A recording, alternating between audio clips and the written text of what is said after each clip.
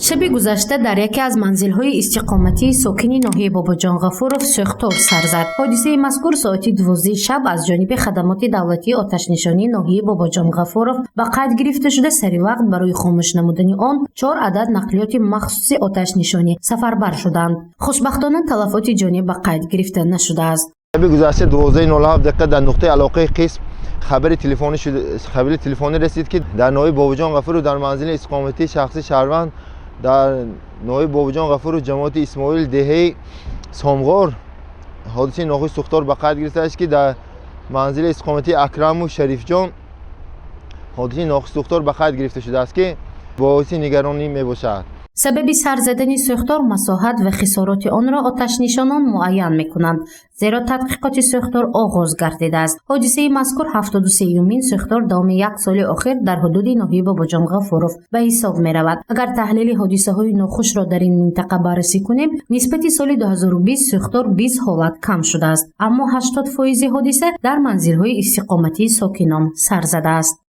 اکثر سبب‌های حادثه ناخوش سوختار این می باشد که به احتیاطی نسبت آتش، به نظارت گذاشتن تجهیزات برقی، آتش بازی کودکان، رشته کوتاه ناقله‌های برقی می باشد.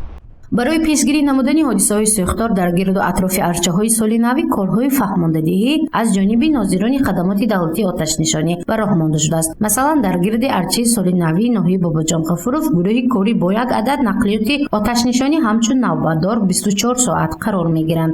مقصد آن سری وقت پیشگیری نمودن حادثه سوختار است. در همین حال از مؤسسه دولتی دزینفکسیا و پروفیلاکتیک اطلاع می‌دهند که بعد جمع‌شوی ساکنان در گرد و اطراف ارچه کارهای بی‌ضررگردانی صورت می‌گیرد.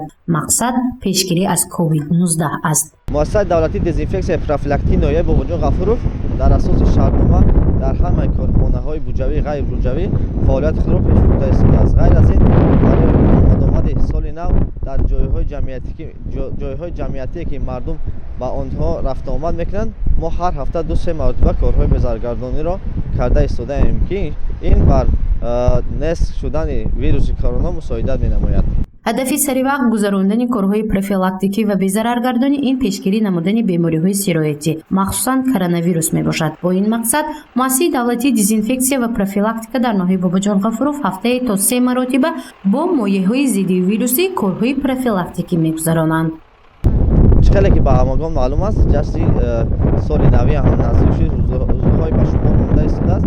در جایهای جمعیتی که مردم رفت آمد کرده ایستادند، ما کارهای بعد رفت آمد کردن اینجا رو به ضرر میگردانیم. مؤسسه ما با گیپخلورید ناتری و گیپخلورید کلسی کارهای خود را میگذرانیم. در گرد و اطراف ارچه‌های سال نو برای تماشای چاره‌بینی و کنسرت ساکنان زیاد جمع می‌شوند که آن احتمالاتی سرایت‌یابی بیماری‌های ویروسی و اپیدمیولوژی شده می‌تواند.